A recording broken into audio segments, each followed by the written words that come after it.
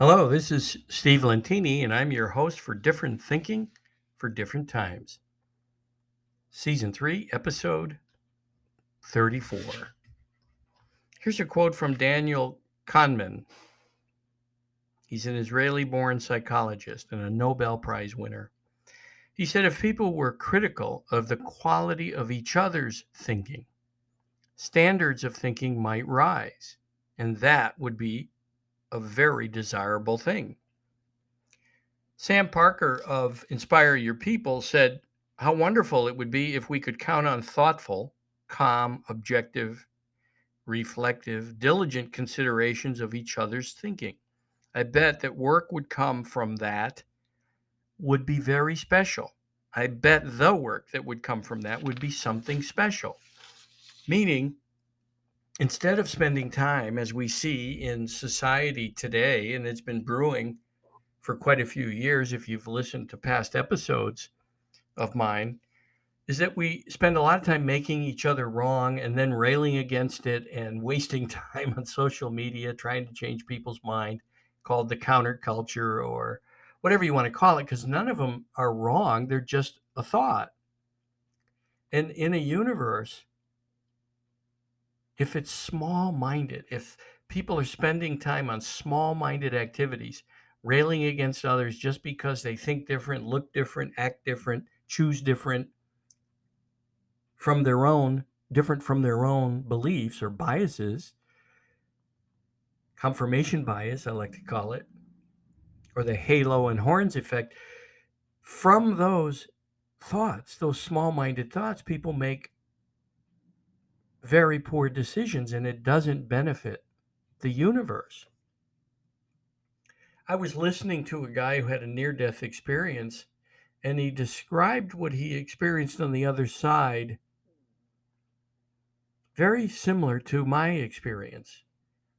That how none of the small minded thinking went with him when he went from his brain tumor and hospice care to the infinite. He was one with the infinite. And that he realized humanity in his own life review and his own time on the other side is filled with the potential to do good. The potential. Now, on the other side, he also said there was no evil, there was no darkness, there was only light, only the infinite. Infinite everything, grace, mercy, love. But just it our own words, our human terms don't even describe it. Which he said as well, that we have to remember that we live in a universe and that our job, what he said was very similar. And I'm thankful for listening to his YouTube video, was that the infinite doesn't think anything like we do. And we have the hubris to believe we do. And that he said humanity is actually very young in relation to the age of the universe, and that there's no end. You know, that we fixate on death and finality, and we live in a universe that has no beginning and no end. We only call it a universe to give it definition. And that's true about our thinking, that we're supposed to overcome our small minded thinking. That's our job. And to do good. And he also recalled there was no sin, that even the most evil of the evil were going to the infinite because it's without end. We just move from this to that. Now, I suspect, and I think he did also say, that we come back. We come back. We circulate again through this existence. And my suspicion is until we learn our lesson, until we grow, until we become more like the infinite and not so focused on self. He noted how selfish he was before he had that experience and how that changed him. Are you focused on self? Is it all about you? Are you railing against many others with that small-minded thinker? It's only humans that want people to pay for their mistakes in a cause and effect world, right? And burn in hell forever. Religion is small minded, and it's okay to have a faith. I've had one. Now I consider myself a universal resident, a resident of the infinite, and I'm only moving through this until I go again to what's next. I'm so grateful for the glimpse I got on November 18th, 2002, of the infinite thinker, the creative life force, God, the divine, the Abraham, the Mashua, the Christ consciousness, the Mohammed, the Buddha. It doesn't matter what you call it. And we can see all the places where even religions that are the same, that have the same faith, fight each other because they have different sects. And that's sects, different sects of the same religion. Shia and Sunni, Protestant and Catholics. And I'm sure it happens in many other of the faiths. Just small-minded thinking over minute differences, and people are killing themselves. And there's a purpose to it, so that we can see that behavior and rise above it. We can see how it's such a waste, that it achieves and accomplishes nothing. Very much like people railing on Twitter or Facebook or any of the social media platforms against someone who comes out with something they find outrageous. It's such a waste of time. I don't spend any time doing anything. I may occasionally post on Twitter or Facebook, but I don't look at the comments. I don't invite comments. In fact, it's funny, I don't get many comments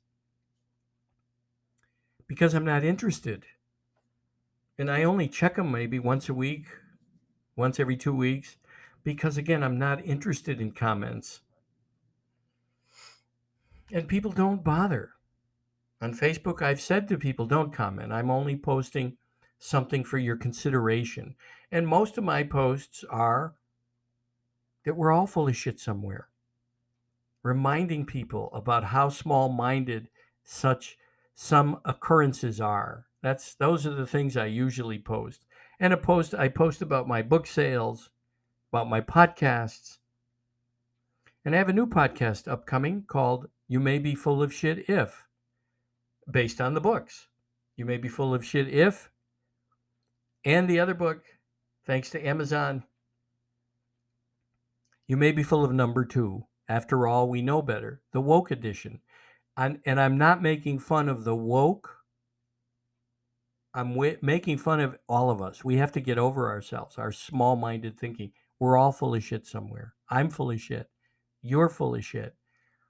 And it's amazing how many elitist people think that they know the way, and it doesn't matter what side they're on. You can see such examples of it today. I mean, COVID brought out the worst in most of our leaders and bureaucrats. And most of our politicians here in the United States have spent years pointing the fingers at each other, to the point where the general population doesn't know the truth. And I believe, and I hope the solution for our political system is multiple parties, so that they all have to negotiate. I'd love to see the Truth Party or the Independent Party become real, large enough to make a difference, so that there's actual many independents in Congress, or many from a Truth Party. I haven't started that party. I don't intend to start any political parties, but I will be speaking to politicians on my podcasts, especially You May Be Full of Shit If. And again, I'm not going to point out any positions or even ask people for what their positions are. What I want to do is have people just have a dialogue about where they're full of shit and what they see is full of shit out in the society today. And can they consider not making others wrong, not railing against one group or another? And in this country, we should be especially cognizant of it because we have a free society. We have a constitution that allows people to speak up, and you see evidence every day of one group being upset with another group because they speak up. And speaking up is fine. Violence or looting or